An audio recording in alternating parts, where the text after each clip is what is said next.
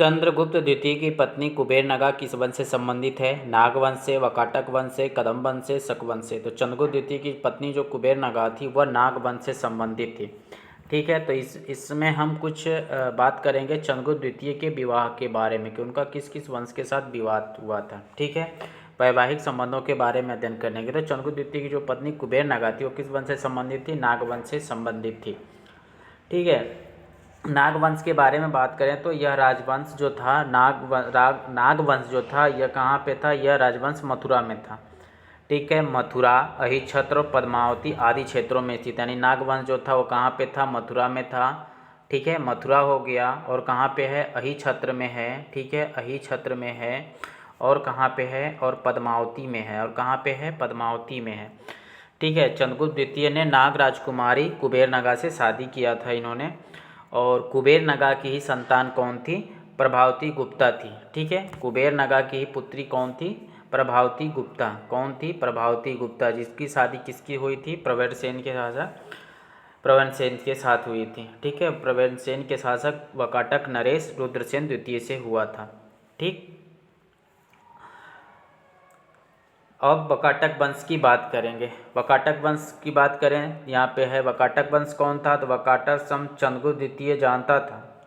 ठीक है, चंद्रगुप्त द्वितीय ने क्या किया कि जब गुजरात एवं काठियावाड़ के शकों को समाप्त करना है, किसका? गुजरात का काठियावाड़ के शकों को यदि हराना है तो उसके लिए उनको वाकाटक राजवंश से संबंध स्थापित करना होगा। इसके चलते हुए चंद्रगुप्त द्वितीय ने अपनी पुत्री प्रभावती गुप्ता का विवाह, ठीक है, यानी प्रभावती गुप्ता का विवाह किसके साथ किया था? तो वाकाटक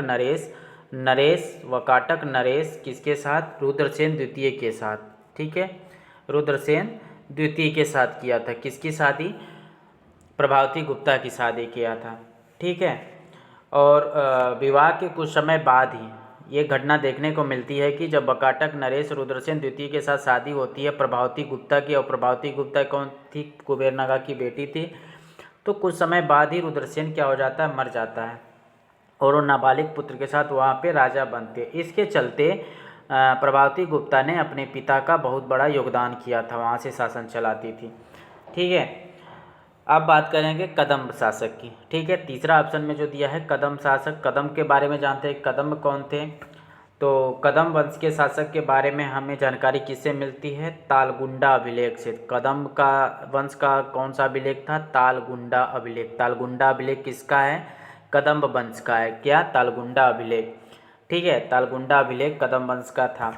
तो तालगुंडा अभिलेख से क्या जानकारी मिलती है? तालगुंडा अभिलेख से यह जानकारी मिलती है कि कदम्ब वंश के शासक, कदम्ब वंश का शासक कौन था? काकुत्सवर्मन। कौन था? काकुत्सवर्मन था। कदम्ब वंश का शासक कौन था? काकुत्सवर्मन था। इसने अपनी पुत्री का विवाह चंद्रगुप्त विक्रमादित्य के पुत्र चंद्रगुप्त द्वितीय के पुत्र कुमारगुप्त के साथ किया था। ठीक है, किसके साथ किया था? कुमारगुप्त के साथ किया था। यानी कदम वंश का राजा था काकुत्सवर्मन, इसने अपनी पुत्री का विवाह कुमारगुप्त प्रथम के साथ किया था। ठीक है, इसी कारण चंद्रगुप्त द्वितीय ने कालिदास को अपना दूत बनाकर कुंतल देश में भेजा था। कहाँ पे भेजा था? कुंतल भेजा था। ठीक है, कालिदास ने कुंतलेश्वरा दौत्य नामक ग्रंथ लिखा था। यानी कालिदास ने कौन सा ग्रंथ लिखा था? तो कालिदास ने ग्रंथ लिखा था। उस ग्रंथ का नाम क्या था? उस ग्रंथ का नाम था कुंतलेश्वरा दौत्य। क्या नाम था? कुंतलेश्वर दौत्य। ठीक है, इस ग्रंथ की रचना किसने की थी? इस ग्रंथ की रचना कालिदास ने की थी। ठीक है, अब बात करेंगे शक वंश के बारे में। ठीक है, शक वंश क्या था उस समय जब चंद्रगुप्त द्वितीय का शासन चल रहा था? तो जब चंद्रगुप्त का शासन था उस समय शक कहाँ पे थे? गुजरात एवं काठियावाड़ में थे। ठीक है, इन्हीं शकों की वजह से किसके साथ वैवाहिक संधि स्थापित किया था चंद्रगुप्त द्वितीय ने? तो वाकाटकों के साथ वैवाहिक संबंध स्थापित किया था। चंद्रगुप्त द्वितीय के समय जो समकालीन शासक था, अंतिम शासक रुद्रसिंह तृतीय था। यानी कि चंद्रगुप्त द्वितीय के समय जो शक शासक था वो कौन था? रुद्रसिंह तृतीय था। कौन शासक था? रुद्रसिंह तृतीय था।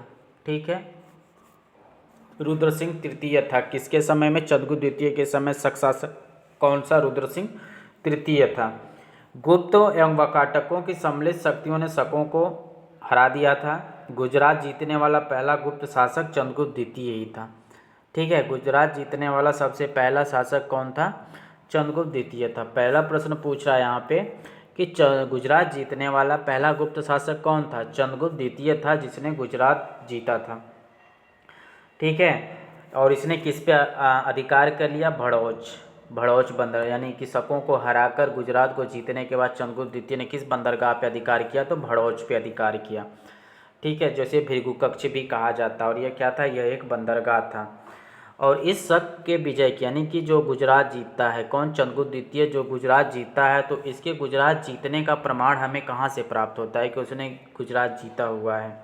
तो इसका प्रमाण हमें मिलता है कि जो चंद्रगुप्त था वो शक के मुद्राओं से मिलता है, जिसमें चांदी के सिक्के चलाए गए थे, जिन्हें चंद्रगुप्त द्वारा चांदी के सिक्के चलाए गए थे। जो चांदी के सिक्के चलाए गए थे कहाँ? शकों के क्षेत्र कक्ष में चलाया गया, यानी भृगु कक्ष यानी भड़ौच में चलाया गया था। जो कितने ग्रेन का था? 26.3 ग्रेन से लेके 32 ग्रेन तक। ठीक है, यानी कि गुजरात जीतने का साक्ष्य चंद्रगुप्त द्वितीय के हमें कैसे प्राप्त होता है? तो चंद्रगुप्त द्वितीय ने गुजरात के क्षेत्र में जो भृगुकक्ष का इलाका था, जिसने वो शकों से जीता था, वहाँ पे उसने चांदी के सिक्के चलाए थे। और उन चांदी के सिक्कों का मापन कितना था? तो 26.3 ग्रेन से लेके 32 ग्रेन तक चांदी के सिक्के उसने वहाँ पे चलाए थे। दूसरा प्रमाण क्या मिलता है? दूसरा प्रमाण कैसे मिलता है? तो सिंह नियंता शैली के सिक्कों से, किसके? सिंह नियंता शैली के सिक्कों से शकों के प्रमाण की पुष्टि होती है। सिंह निहंता शैली, ठीक है, सिंह निहंता शैली के सिक्कों से शकों के पराजय के प्रमाण की पुष्टि होती है कि चंद्रगुप्त द्वितीय ने हराया था। ठीक है, अब बढ़ते हैं आगे। अगला प्रश्न है कि रजत के सिक्के चलाने वाला पहला गुप्त शासक कौन था? तो रजत के सिक्के चलाने वाले पहला गुप्त शासक चंद्रगुप्त द्वितीय था। रजत के सिक्के चलाने वाला पहला गुप्त शासक कौन था? चंद्रगुप्त द्वितीय था। चंद्रगुप्त द्वितीय ने कौन कौन से सिक्के चलाए थे? चंद्रगुप्त द्वितीय ने सोने के सिक्के चलाए थे, गोल्ड के सिक्के चलाए थे, ठीक है, रजत के सिक्के चलाए थे, ठीक है, और रजत के और तांबे के भी सिक्के चलाए थे, ठीक है।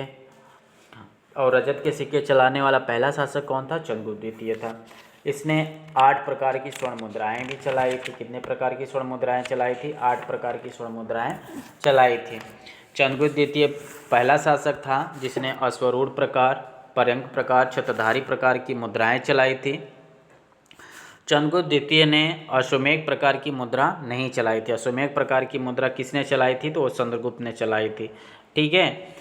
समुद्रगुप्त के व्याघ्रनियंता प्रकार के सिक्कों को सिंहनियंता में बदल दिया था। किसने बदल दिया था? चंद्रगुप्त द्वितीय ने बदल दिया था, ठीक। अब देखते हैं अगला प्रश्न क्या है। चंद्रगुप्त द्वितीय ने कितने प्रकार के स्वर्ण सिक्के चलाए थे? तो अभी हमने पीछे देखा चंद्रगुप्त ने कितने प्रकार के स्वर्ण सिक्के चलाए थे, तो 8 प्रकार के स्वर्ण सिक्के चलाए थे, ठीक है। तो पहला 8 प्रकार के जो चलाए थे, जिसमें पहला था धनुर्धारी प्रकार का सिक्का।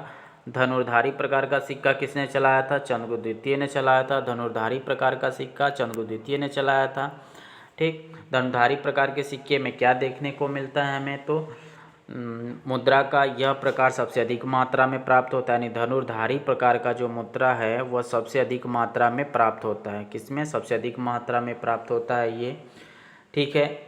इसमें राजा धनुष बाण लिए हुए हैं। इस धनुर्धारी सिक्के पर गरुड़ ध्वज का अंकन है और इस पर श्री विक्रम लिखा है तथा लक्ष्मी की आकृति का अंकन है। धनुर्धारी प्रकार के सिक्के पर श्री विक्रम लिखा हुआ है। क्या लिखा है? श्री विक्रम लिखा है और इस पे क्या है? लक्ष्मी की आकृति का अंकन किया हुआ है, ठीक है। ये धनुर्धारी प्रकार के सिक्के का था। दूसरा प्रकार का सिक्का सिंहनियंता प्रकार का है। सिंहनियंता प्रकार के सिक्के में राजा द्वारा सिंह को मारते हुए दिखाया गया है। सिंहनियंता प्रकार के सिक्के में राजा द्वारा सिंह को मारते हुए दिखाया गया है और पृष्ठभाग पर देवी सिंहावासिनी यानी दुर्गा का चित्र वर्णित किया गया है, ठीक है। यानी दुर्गा का वासन कौन है? सिंह है, तो एक तरफ से सिंह को मार रहा है और दूसरी तरफ दुर्गा का चित्र मिलता है सिंहनियंता प्रकार के सिक्के में। अश्वरूढ़ प्रकार का सिक्का की बात करें तो तीसरा है अश्वरूढ़ प्रकार का सिक्का। इस सिक्के पर क्या होता है कि राजा को घोड़े पर सवार दिखाया गया है और मुद्रा लेख पर अजीत विक्रम लिखा है। ठीक है, जो अश्वरूढ़ प्रकार का है उस पर घोड़े पर राजा सवार है और अजीत विक्रम लेख मिलता है इस पे। ठीक है, चौथे प्रकार का सिक्का क्या है? छत्रधारी। छत्रधारी प्रकार का सिक्का। छत्रधारी प्रकार के सिक्के में क्या प्रमाण मिलता है? तो छत्रधारी, इसमें राजा क्या करता है कि यज्ञ में आहुति डालता है, यज्ञ में आहुति डालते हुए दिखाया गया है। उसके पीछे एक वामन राजछत्र धारण किए हुए प्रदर्शित है। ठीक है, और पृष्ठभाग पर कमल के ऊपर लक्ष्मी खड़ी है तथा मुद्रा लेख विक्रमादित्य उत्तीर्ण है। ठीक है, छत्रधारी प्रकार के सिक्के पर विक्रमादित्य उत्तीर्ण है। अगला प्रकार का सिक्का क्या है? पर्यंक प्रकार का सिक्का। क्या है? पर्यंक प्रकार का सिक्का। पर्यंक प्रकार के सिक्के में क्या वर्णित है? सिक्के के पूर्व भाग पर राजा पलंग पर आसीन है। पर्यंक प्रकार के सिक्के पर राजा पलंग पर आसीन है। ठीक है, और मुद्रा लेख क्या है? परम भागवत महाराजाधिराज श्री चंद्रगुप्त, इस पे वर्णित है। पर्यंक प्रकार के सिक्के पर परम भागवत महाराजाधिराज श्री चंद्रगुप्त वर्णित है और पृष्ठभाग के सिंहासन पर लक्ष्मी विराजमान है और मुद्रा लेख है श्री विक्रमा। छठे प्रकार के सिक्का की बात करें तो छठे प्रकार का सिक्का जो है वह पर्यंक स्थिति राजा रानी प्रकार का है, यानी राजा रानी दंपति प्रकार के सिक्के सर्वप्रथम चंद्रगुप्त प्रथम ने चलाए थे और चंद्रगुप्त द्वितीय ने पर्यंक स्थिति राजा रानी प्रकार के सिक्के चलाए थे। राजा रानी पलंग पर बैठे आमने सामने दिखाई दे रहे हैं। सातवां है ध्वजाधारी प्रकार का और आठवां है चक्र विक्रम प्रकार का सिक्का है। ठीक है, तो इस तरह से 8 प्रकार के सिक्के हैं चंद्रगुप्त द्वितीय ने चलाए थे। अगला प्रश्न है कि चंद्रगुप्त द्वितीय के समय मथुरा किस धर्म का प्रबल केंद्र था? पाशुपत शिव धर्म का, वैष्णव धर्म का, बौद्ध धर्म का, जैन धर्म का। तो चंद्रगुप्त द्वितीय के समय मथुरा पाशुपत शैव धर्म का प्रबल केंद्र था, यानी चंद्रगुप्त द्वितीय के समय मथुरा किस धर्म का प्रबल केंद्र था? तो पाशुपत शैव धर्म का प्रबल केंद्र था। अगर चंद्रगुप्त द्वितीय के धर्म की बात करें हम, तो चंद्रगुप्त द्वितीय जो था वह परम भागवत की उपाधि धारण करता था। यानी परम भागवत उपाधि धारण करने से यह पता चलता है कि चंद्रगुप्त द्वितीय जो था वह वैष्णव धर्म से संबंधित था। किस धर्म से संबंधित था? वैष्णव धर्म से संबंधित था। उसके उपाधि कौन सी उपाधि? परम भागवत की उपाधि के कारण ऐसा पता चलता है। लेकिन उसके हिसाब से चंद्रगुप्त द्वितीय धर्म सहिष्णु भी दिखता है। धर्म सहिष्णु मतलब वो अन्य धर्मों को भी सहिष्णुता दिया हुआ है, अन्य धर्म भी उस समय प्रचलित थे। ठीक है, उस समय कौन कौन से थे? मथुरा में स्तंभ लेख, मथुरा के स्तंभ लेख में पाशुपत शैव उदिताचार्य का उल्लेख है, यानी मथुरा के जो उल्लेख है, मथुरा के स्तंभ लेख है उसमें पाशुपत धर्म के, यानी कि पाशुपत धर्म और चंद्रगुप्त द्वितीय किस धर्म का था? वैष्णव धर्म का था। तो पाशुपत शैव उदिताचार्य का उल्लेख मिलता है। उदिताचार्य का उल्लेख कहाँ मिलता है? मथुरा अभिलेख में मिलता है। और यह उदिताचार्य किस धर्म से संबंधित था? पाशुपत धर्म से संबंधित था। ठीक, अब देखते हैं अगला प्रश्न। अगला प्रश्न क्या कह रहा है? अगला प्रश्न है, पूछ रहा है कि चंद्रगुप्त द्वितीय के 9 रत्नों में सबसे प्रमुख कौन था? चंद्रगुप्त द्वितीय के 9 रत्नों में सबसे प्रमुख कालिदास की, धन्वंतरी की, बेताल भट्ट की, वराहमिहिर था। तो चंद्रगुप्त द्वितीय के 9 रत्नों में सबसे प्रमुख कालिदास था। ठीक है, धन्वंतरी क्या थी? एक चिकित्सक थी। बेताल भट्ट क्या था? बेताल भट्ट एक जादूगर था। वराहमिहिर क्या था? वराहमिहिर एक खगोल विज्ञानी था, ज्योतिषी था। ठीक है, और इतिहासकार था। ठीक, इतिहासकार भी था। इसे फलित ज्योतिष का प्रणेता भी कहा जाता है। फलित ज्योतिष का प्रणेता किसे कहा जाता है? तो वराहमिहिर को कहा जाता है। वराहमिहिर ने वास्तु विद्या के भी महान आचार्य माने जाते हैं, यानी वास्तु विद्या के महान आचार्य किसे माना जाता है? तो वराहमिहिर को माना जाता है। ठीक है, वराहमिहिर का जन्म स्थान कहाँ था? तो काम्पिल्य था। वराहमिहिर का जन्म स्थान काम्पिल्य था। ठीक है, कुछ और इनके क्या थे? नवरत्न में थे। एक घटकरपर थे। कौन थे? घटकरपर क्या थे? एक कूटनीतिज्ञ थे। ठीक है, एक कूटनीतिज्ञ थे। वराहमिहिर के बारे में पढ़ ला। अब अगला थे अमर सिंह थे। अमर सिंह एक कोषागार थे। चंद्रगुप्त द्वितीय के समय में कोषकार थे अमर सिंह। छपड़क था, ये भी फलित ज्योतिष के जानकार थे। छपड़क। शंकु क्या है? वास्तुकार था। शंकु एक वास्तुकार था। वर रुचि जो था वह वैयाकरण थे। ठीक है, तो इस तरह से 9 नवरत्नों की जानकारी मिलती है किसके काल में? चंद्रगुप्त द्वितीय के काल में। अगला प्रश्न है, कौन कहता है कि चंद्रगुप्त द्वितीय ने अपने राजमहल में केवल संस्कृत बोलने की अनुमति दी थी? यानी किसके द्वारा यह कहा गया कि चंद्रगुप्त द्वितीय ने अपने काल में केवल संस्कृत बोलने की अनुमति दी थी? तो वह विद्वान कौन था? राजशेखर था, वररुचि था, अमर सिंह था, शंकु था। तो राजशेखर कहता है कि चंद्रगुप्त द्वितीय ने अपने राजमहल में केवल संस्कृत बोलने की अनुमति दी थी। यह कथन किसके द्वारा कहा गया था? राजशेखर के द्वारा कहा गया था। राजशेखर की काव्य मीमांसा, राजशेखर की रचना का क्या नाम है? काव्य मीमांसा नाम है राजशेखर की रचना का नाम। ठीक है, राजशेखर यह भी कहता है कि चंद्रगुप्त द्वितीय के उज्जैनी में एक विद्वत परिषद थी जो विद्वानों की परीक्षा करती थी। ठीक है, अब आगे आते हैं। अगला प्रश्न है कि सर्वाधिक समय तक शासन करने वाला गुप्त शासक कौन था? यानी कि सभी गुप्त शासकों में सबसे अधिक समय तक शासन किसने किया? कुमारगुप्त प्रथम ने, चंद्रगुप्त द्वितीय ने, समुद्रगुप्त ने, स्कंदगुप्त ने। तो सर्वाधिक समय तक शासन करने वाला गुप्त शासक कुमारगुप्त प्रथम था। ठीक है, जिसने 415 से लेकर 455 ईस्वी तक शासन किया था, यानी 40 साल तक इसने शासन किया था। कुमारगुप्त कौन था? कुमारगुप्त ध्रुव देवी से उत्पन्न ध्रुव देवी का सबसे बड़ा पुत्र था। ठीक है, बसाड़ का राज्यपाल गोविंद गुप्त इसका छोटा भाई था। यानी गोविंद गुप्त जो था वह कुमारगुप्त का छोटा भाई था। गोविंद गुप्त जो था वह क्या था? गोविंद गुप्त कुमारगुप्त का छोटा भाई था। गोविंद गुप्त कहाँ का राज्यपाल था? तो गोविंद गुप्त बसाड़ का राज्यपाल था। किसके? कुमारगुप्त के समय बसाड़ का राज्यपाल कौन था? तो गोविंद गुप्त था, जो उसका छोटा भाई था। कुमारगुप्त एवं गोविंद गुप्त में सिंहासन के लिए युद्ध हुआ था। ठीक है, यानी कुमारगुप्त और गोविंद गुप्त दोनों भाई थे।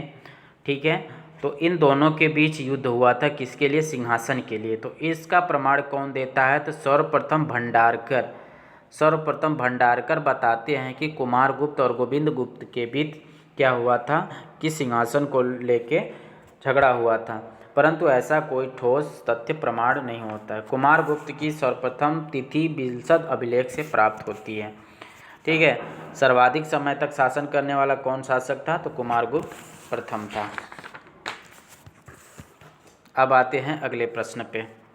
कुमारगुप्त की प्रथम की उपाधि क्या थी? कुमारगुप्त प्रथम की उपाधि क्या थी? महेंद्रादित्य थी, परम भागवत थी, व्याघ्र बल पराक्रम थी, शकरादित्य थी, सभी। यानी कि कुमारगुप्त प्रथम की उपाधि ये सभी थी। महेंद्रादित्य उपाधि क्यों दी गई थी उसको? कुमारगुप्त को महेंद्रादित्य की उपाधि। ठीक है, परम भागवत की उपाधि। गढ़वा लेख में कुमारगुप्त को परम भागवत कहा गया, यानी कि गढ़वा लेख में कुमारगुप्त को परम भागवत कहा गया। किसमें? गढ़वा लेख में। ठीक है, अब आते हैं अगला, बल पराक्रम की उपाधि। व्याघ्र बल पराक्रम की उपाधि इसके सिक्कों पर यह उपाधि मिलती है। किस पे मिलती है? सिक्कों पर यह उपाधि मिलती है। व्याघ्र पराक्रम की उपाधि कुमारगुप्त को कहाँ मिलती है? इसके सिक्कों पर। परम भागवत की उपाधि कहाँ पे मिलती है? तो गढ़वा अभिलेख में मिलती है। शकरादित्य की उपाधि की बात करें तो कुमारगुप्त को शकरादित्य की उपाधि वेनसांग ने दिया था। यानी शकरादित्य की उपाधि किसने दिया था? तो वेनसांग ने दिया था। ठीक है, और एक उपाधि और मिलती है गुप्त कुलामल चंद्र और गुप्त कुल व्योमशसी। यह कुमारगुप्त के स्वर्ण सिक्कों पर यह उपाधि मिलती है। ठीक है, अब बढ़ते हैं आगे प्रश्न में। गुप्त शासकों का सर्वाधिक अभिलेख और सर्वाधिक सिक्का किसके काल का है? यानी गुप्त काल का सबसे सर्वाधिक अभिलेख और सर्वाधिक सिक्का किसके काल में देखने को मिलता है? तो कुमारगुप्त के काल में देखने को मिलता है। किसने? तो सर्वाधिक अभिलेखों की संख्या जो है वो 18 है और सर्वाधिक सिक्कों की संख्या कितनी है? तो 14 प्रकार के। यानी कुमारगुप्त ने 14 प्रकार के सिक्के चलाए थे और 18 प्रकार से अभिलेख लिखवाए थे इन्होंने।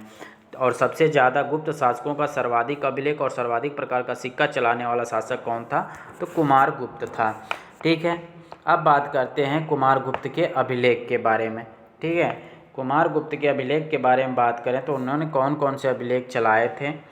तो कुमारगुप्त का अभिलेख है, पत्थर पे अभिलेख लिखा गया था, पत्थरों पे भी अभिलेख लिखा गया था, ठीक है। और किस पे लिखा गया था, ताम्रपत्र पे भी लिखा गया था, ठीक है। ताम्रपत्र पे लिखा, पत्थर पे जो अभिलेख लिखा गया था, पहला अभिलेख है बिलसद का अभिलेख। कहाँ का अभिलेख है, बिलसद का अभिलेख है।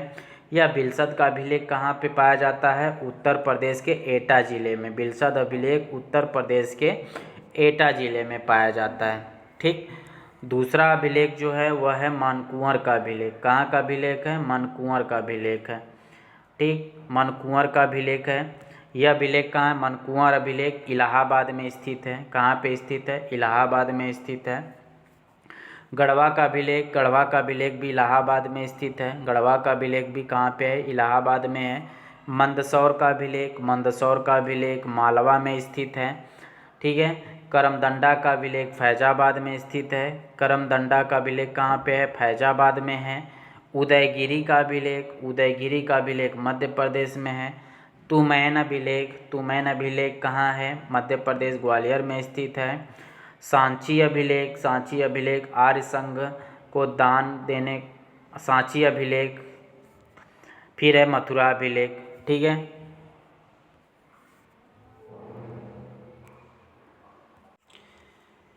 तो बिलसद अभिलेख के बारे में हमने देखा। जो गढ़वा अभिलेख है, गढ़वा अभिलेख जो है वह इलाहाबाद में है, ठीक है। गढ़वा अभिलेख जो है वह इलाहाबाद में है और यहाँ पे दिनार के स्वर्ण सिक्का का वर्णन हुआ है। तीसरा बात करेंगे मनकुंवर अभिलेख के बारे में। कौन से अभिलेख के बारे में, मनकुंवर अभिलेख। मनकुंवर अभिलेख जो था कुमारगुप्त का, वह भी इलाहाबाद में स्थित है और यहाँ पर बुद्ध के प्रतिमा के नीचे के भाग पे लिखा गया, यानी कि बुद्ध की प्रतिमा बनी है उसके नीचे लिखा हुआ है ये मनकुंवर अभिलेख, ठीक है। इस बुद्ध की मूर्ति का संस्थापक कौन था, बुद्ध मित्र नामक। और यह बुद्ध मूर्ति जो बनी थी, मनकुंवर अभिलेख लिखा गया था, यह बुद्ध मूर्ति का निर्माण किसने किया था, तो बुद्ध मित्र ने किया था। अब बात करेंगे मंदसौर अभिलेख। मंदसौर अभिलेख जो है मंदसौर अभिलेख, मंदसौर अभिलेख कहाँ का है, यह मालवा का अभिलेख है, ठीक है। मंदसौर अभिलेख एक प्रशस्ति है जिसकी रचना कुमारपाल के दरबारी कवि वत्स भट्टी ने की थी। कौन ने की थी, वत्स भट्टी ने। ये किसका दरबारी कवि था, तो कुमारपाल का दरबारी कवि था। इसमें मालवा का राज्यपाल बंधु वर्मा को बताया गया, यानी मालवा के राज्यपाल किसको बताया गया है मंदसौर अभिलेख में, तो बंधु वर्मा को बताया गया है मालवा का राज्यपाल। मंदसौर अभिलेख में सुमेरु एवं कैलाश पर्वत का उल्लेख है, यानी मंदसौर अभिलेख में किसका वर्णन है, सुमेरु एवं कैलाश पर्वत का वर्णन किया गया है इसमें, ठीक है। इसी अभिलेख में, किसमें, मंदसौर अभिलेख में ही तंतुमय श्रेणियों यानी रेशम बुनकर द्वारा सूर्य मंदिर का निर्माण किया जाने के लिए जो दान दिया गया था उसका वर्णन इसमें किया गया है। और इसमें कहा गया है कि लाट प्रदेश छोड़कर मंदसौर पलायन कर जाने का विवरण भी मिलता है इसमें। अब बात करेंगे करमदंडा अभिलेख। किसके बारे में, करमदंडा अभिलेख के बारे में बात करते हैं। करमदंडा अभिलेख कहाँ का है, तो करमदंडा अभिलेख यह फैजाबाद में स्थित है। कहाँ पे स्थित है, फैजाबाद में स्थित है। तो करमदंडा अभिलेख में जो है यहाँ पे शिव की मूर्ति के नीचे अभिलेख लिखा गया, यानी कि फैजाबाद में जो शिव की मूर्ति के अभिलेख लिखा गया नीचे, वो करमदंडा अभिलेख कहलाता है। और बुद्ध की मूर्ति के जो नीचे लिखा गया था वो मनकुंवर अभिलेख कहलाता है। और इस प्रतिमा की स्थापना यानी शिव मूर्ति की स्थापना किसने की थी, तो कुमारगुप्त के कुमारामात्य पृथ्वीसेन ने की थी, यानी कुमारगुप्त का एक कुमारामात्य था, पृथ्वीसेन ने किया था किसका, शिव मंदिर का निर्माण, शिव मूर्ति का निर्माण किया था। उसी के नीचे करमदंडा अभिलेख लिखा हुआ है। अब बात करेंगे उदयगिरी गुहा लेख के बारे में। उदयगिरी गुहा लेख कहाँ पे है, उदयगिरी गुहा लेख मध्य प्रदेश में है। उदयगिरी गुहा लेख कहाँ पे है, उदयगिरी गुहा लेख मध्य प्रदेश में है, ठीक है। उदयगिरी गुहा लेख की बात करें तो यह शंकर नामक व्यक्ति था, शंकर नामक एक व्यक्ति था जिसने इस अभिलेख को लिखा था उसने, ठीक है। जो पार्श्वनाथ मंदिर स्थापित किए जाने का उल्लेख मिलता है इसमें। तो यह चीज़ देखने को मिलता था, हम पढ़ लिए करमदंडा अभिलेख के बारे में, उदयगिरी गुहा लेख के बारे में। अब बात करते हैं तुमैन अभिलेख के बारे में। किसके बारे में, तुमैन अभिलेख, ठीक है। तुमैन अभिलेख कहाँ से मिलता है, तो तुमैन अभिलेख हमें मिलता है मध्य प्रदेश के ग्वालियर से। कहाँ से? मध्य प्रदेश के ग्वालियर से। तुमैन अभिलेख में क्या वर्णित किया गया है? तो तुमैन अभिलेख में कुमार गुप्त को शरदकालीन सूर्य की भांति बताया गया, यानी शरदकालीन सूर्य की भांति किसे बताया गया है? कुमार गुप्त को बताया गया। किस अभिलेख में? तो तुमैन अभिलेख में बताया गया है। ठीक है, अब बात करेंगे सांची अभिलेख के बारे में। किस अभिलेख के बारे में? सांची अभिलेख के बारे में। तो सांची अभिलेख में हरिस्वामिनी द्वारा सांची के आर्य संघ को दान दिए जाने का उल्लेख है। ठीक है, सांची अभिलेख में किसके द्वारा दान दिए जाने का उल्लेख है? तो हरिस्वामिनी द्वारा सांची के आर्य संघ को दान दिए जाने का उल्लेख है। अब बात करेंगे मथुरा लेख के बारे में। तो मथुरा लेख जो था, मथुरा लेख में बुद्ध मूर्ति के अधोभाग पर उत्कीर्ण है, यानी मथुरा लेख किस पे उत्कीर्ण है? तो बुद्ध मूर्ति के अधोभाग पर यह लेख उत्कीर्ण है, और बुद्ध मूर्ति की प्रतिमा के नीचे भाग पर उत्कीर्ण है, वह मानकुंवर अभिलेख में है। ठीक है, अब बात करते हैं, ये तो अभिलेख हो गए कुमारगुप्त के। कुमारगुप्त के अब ताम्रपत्र भी प्राप्त होते हैं। क्या प्राप्त होते हैं? ताम्रपत्र।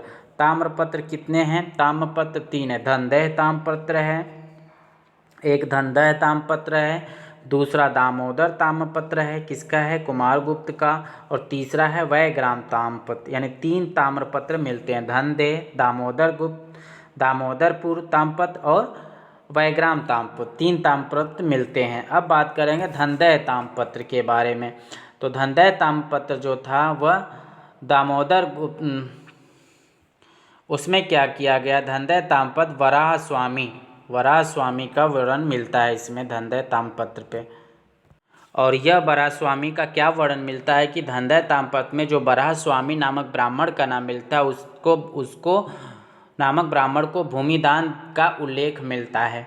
ठीक है, दामोदर ताम्रपत्र की बात करें तो दामोदर ताम्रपत्र जो था,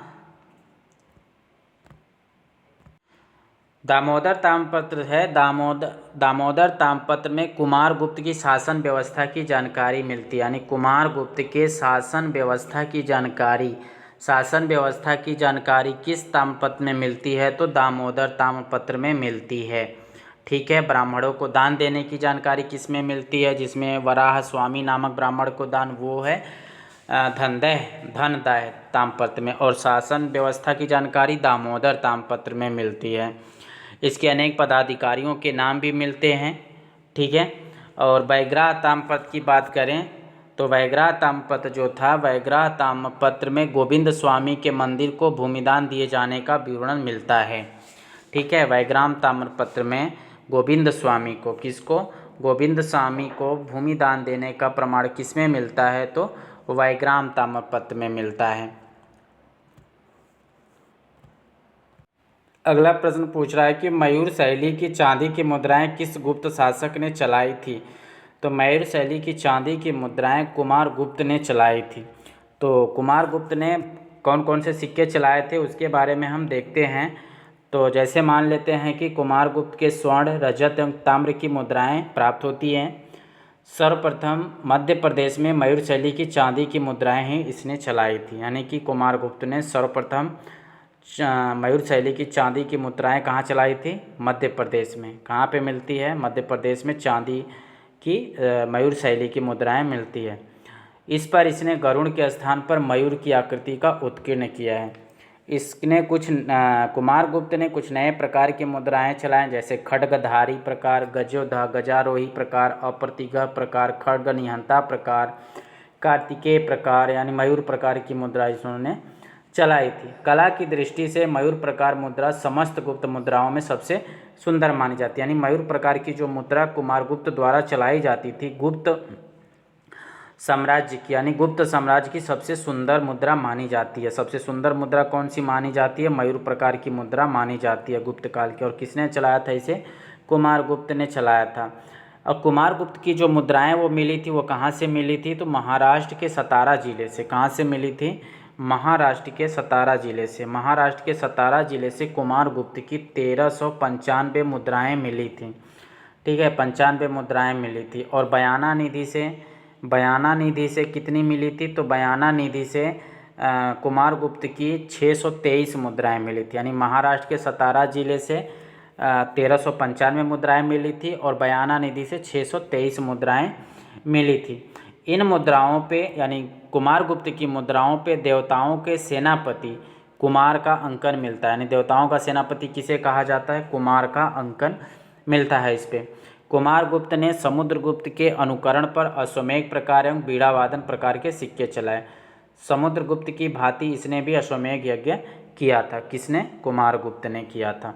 ठीक है, अब आते हैं अगले प्रश्न में। पुष्यमित्र जाति का आक्रमण किसके समय में हुआ था?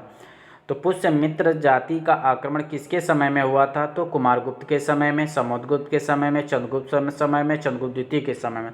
तो पुष्यमित्र जाति का आक्रमण कुमारगुप्त प्रथम के अंतिम समय में हुआ। जब ये जीवन का अंतिम समय चल रहा था उस समय पुष्यमित्र जाति का इनके ऊपर आक्रमण हुआ था। और इस आक्रमण को विजेता किसने किया? तो इस आक्रमण को विजेता किया स्कंदगुप्त ने। और इस विजय से पहले ही कुमारगुप्त प्रथम की मृत्यु हो गई थी। इसकी कहानी मिलती है हमें। पुष्यमित्र जो जाति थी वह नर्मदा के समीप मेकल में रहती थी, यानी पुष्यमित्र जो जाति थी वो कहाँ रहती थी? तो वह नर्मदा के समीप मेकल में रहती थी। और पुष्यमित्र जाति को किसने हराया था? तो स्कंदगुप्त ने हराया था। इस आक्रमण का प्रमाण, यानी पुष्यमित्र जाति का जो आक्रमण हुआ था इसका प्रमाण कहाँ मिलता है? तो स्कंदगुप्त के भीतरी अभिलेख से मिलता है। किससे मिलता है? स्कंदगुप्त के भीतरी अभिलेख से मिलता है। इसमें क्या वर्णन किया गया है? इसमें यह वर्णन किया गया है कि पुष्यमित्रों के आक्रमण के कारण गुप्त वंश की लक्ष्मी विचलित हो गई थी। इसी कारण युवराज स्कंदगुप्त को पूरी रात पृथ्वी पर जाकर बितानी पड़ी, लेकिन इसने अपने सभी शत्रुओं का नाश कर दिया और अपनी माता के पास वैसे ही पहुंचा जैसे श्री कृष्ण अपनी माता देवकी के पास पहुंची। लेकिन यहाँ स्कंदगुप्त ने अपनी माता को विधवा पाया था। यानी कहने का मतलब है कि जब स्कंदगुप्त पुष्यमित्र जाति को हरा देता है, ठीक है, हरा के जब जाता है अपने पिता के पास, तब तक देखता है कि कुमारगुप्त की मृत्यु हो चुकी थी। यानी कुमारगुप्त की विजय की सूचना मिलने से पूर्व ही मर चुका था वो। ठीक है, अब देखते हैं अगला प्रश्न कि नालंदा विश्वविद्यालय की स्थापना किसने की थी? तो नालंदा विश्वविद्यालय की स्थापना कुमारगुप्त ने की थी। ठीक है, नालंदा विश्वविद्यालय की स्थापना किसने की थी? तो नालंदा विश्वविद्यालय की स्थापना कुमारगुप्त ने की थी। अब पढ़ेंगे नालंदा विश्वविद्यालय के बारे में, कुछ पॉइंट देखते हैं यहाँ पे कि नालंदा विश्वविद्यालय क्या है। तो नालंदा विश्वविद्यालय का सबसे पहला उल्लेख किसने किया था? तो नालंदा विश्वविद्यालय के बारे में सबसे पहला उल्लेख ह्वेन-सांग ने किया था। किसने किया था? ह्वेन-सांग ने किया था। ठीक है, जिसे यह भारत का सबसे विख्यात विश्वविद्यालय है और विश्व का सबसे प्राचीन विश्वविद्यालय किसे माना जाता है? तो तक्षशिला को माना जाता है। ठीक है, और नालंदा की स्थिति के बारे में बात करें तो यह राजगृह में स्थित है। नालंदा कहाँ पे स्थित है? तो राजगृह में स्थित है। ठीक है, ये कहाँ पे है? बड़गांव में, आधुनिक बड़गांव नामक ग्राम में पाया जाता है। नालंदा विश्वविद्यालय कहाँ है? आधुनिक पटना के राजगृह यानी बिहार के राजगृह जिले में और आधुनिक बड़गांव गांव में देखने को मिलता है। ह्वेन-सांग के अनुसार, ह्वेन-सांग किसके बारे में उल्लेख करता है? नालंदा विश्वविद्यालय के बारे में। तो ह्वेन-सांग के अनुसार नालंदा विश्वविद्यालय का संस्थापक कौन था? शक्रादित्य। और ये शक्रादित्य किसके लिए प्रयोग किया गया है? यह शक्रादित्य कुमारगुप्त के लिए प्रयोग किया गया है। नरसिंह बालादित्य ने नालंदा में 80 फीट ऊंची बुद्ध की प्रतिमा स्थापित करवाया था। यानी कि नालंदा में 80 फीट, कितना? 80 फीट ऊंचा बुद्ध की प्रतिमा का निर्माण किसने करवाया था? तो नरसिंह बालादित्य ने करवाया था। ठीक है, हर्ष क्या कहता है? हर्ष ने नालंदा को चारों तरफ से चहारदीवारी बनवाकर घेर दिया और यहाँ पर ताम्र विहार बनवाया था। किसने? हर्ष ने। हर्ष क्या करता था कि नालंदा के लिए कितने गांवों का? 100 गांवों का, 100 गांवों की आय नालंदा के लिए खर्च देता था। ठीक है, धर्मपाल ने नालंदा का पुनरुद्धार किया। ठीक है, नालंदा का पुनरुद्धार किसने किया था? तो नालंदा का पुनरुद्धार धर्मपाल ने किया था। और किस तरह से किया था? तो 200 गांवों का, यानी 200 गांवों का अलग करके यानी पूरा खर्च देकर उसने क्या किया था? नालंदा का पुनरुद्धार किया था। और 100 गांवों का खर्च कौन दे रहा था? तो हर्षवर्धन दे रहा था, हर्ष दे रहा था। ठीक है, देवपाल के समय जावा एवं सुमात्रा के शासक बलपुत्र देव ने नालंदा में एक मठ बनवाया था। ठीक है, नालंदा विश्वविद्यालय का खंडन किसने किया, नष्ट किसने किया था नालंदा विश्वविद्यालय को? तो नालंदा विश्वविद्यालय को बख्तियार खिलजी ने किया था। कब? 1202 ईस्वी में, यानी 12वीं शताब्दी में। 12वीं शताब्दी में किसने नालंदा विश्वविद्यालय का खंडन किया था, नष्ट किया था? तो बख्तियार खिलजी ने किया था। ठीक है, अब आते हैं आगे इसमें कि ह्वेन-सांग बताता है कि विश्वविद्यालय के खर्चों और शासकों के अन्य दाताओं द्वारा दिए गए राजस्व से चलता था। ह्वेन-सांग नालंदा को 100 गांवों का राजस्व मिलता था, बताता है कि 100 गांवों का राजस्व मिलता था। वहीं इत्सिंग के अनुसार नालंदा में 300 बौद्ध भिक्षु थे। कितने थे? 300 बौद्ध भिक्षु थे। कहाँ पे? नालंदा में। किसके अनुसार? इत्सिंग के अनुसार। और 200 गांवों का राजस्व मिलता था। यानी कौन 200 गांवों का राजस्व मिलने की बात कौन करता है? इत्सिंग करता है। और 100 गांवों का राजस्व मिलने की बात कौन करता है? तो ह्वेन-सांग करता है। 100 गांवों का राजस्व किसने दिया था? हर्ष ने दिया था। और 200 गांवों का राजस्व किसने दिया था? धर्मपाल ने दिया था। ये पुनरुद्धार करवाया था और ये इसका खर्चा चलाने के लिए वहन कर रहा था इस आधार पे। ठीक है, ह्वेन-सांग के अनुसार यहाँ शिक्षकों की संख्या लगभग 1510 थी। यानी ह्वेन-सांग बताता है कि नालंदा विश्वविद्यालय में शिक्षकों की संख्या कितनी थी? 1510 थी। और छात्र शिक्षक का अनुपात कितना था? 1:10 था। छात्र शिक्षक का अनुपात 1:10 था। और कुल शिक्षकों की संख्या कितनी थी? 1510 थी, जो आगे चलकर कितनी हो गई? कालांतर में 1:6 हो गई थी। ह्वेन-सांग यहाँ विद्यार्थियों की संख्या कितनी बताता है? 10,000। ठीक है, ह्वेन-सांग विद्यार्थियों की संख्या कितनी बताता है? 10,000 बताता है। और शिक्षकों की संख्या 1510 बताता है। और छात्र शिक्षक अनुपात 1:10 बताता है। नालंदा में एक विशाल पुस्तकालय भी था। ठीक है, नालंदा में क्या है? एक विशाल पुस्तकालय भी है, जिसका क्या बताया जाता है कि उसे धर्मज्ञ कहा जाता है। यानी नालंदा में एक विशाल पुस्तकालय था, उसको क्या कहा जाता था? धर्मज्ञ कहा जाता था। ठीक है, नालंदा में पुस्तकालय को क्या कहा जाता था? धर्मज्ञ कहा जाता था। यह भारत का प्राचीनतम पुस्तकालय था। ठीक है, इस पुस्तकालय में कौन से भाग थे?